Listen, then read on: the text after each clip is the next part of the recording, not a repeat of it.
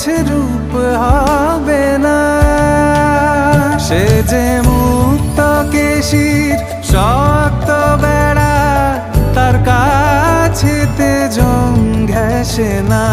মুক্ত কেশির শক্ত বেড়া, তার কাছেতে জং ঘেঁষে না।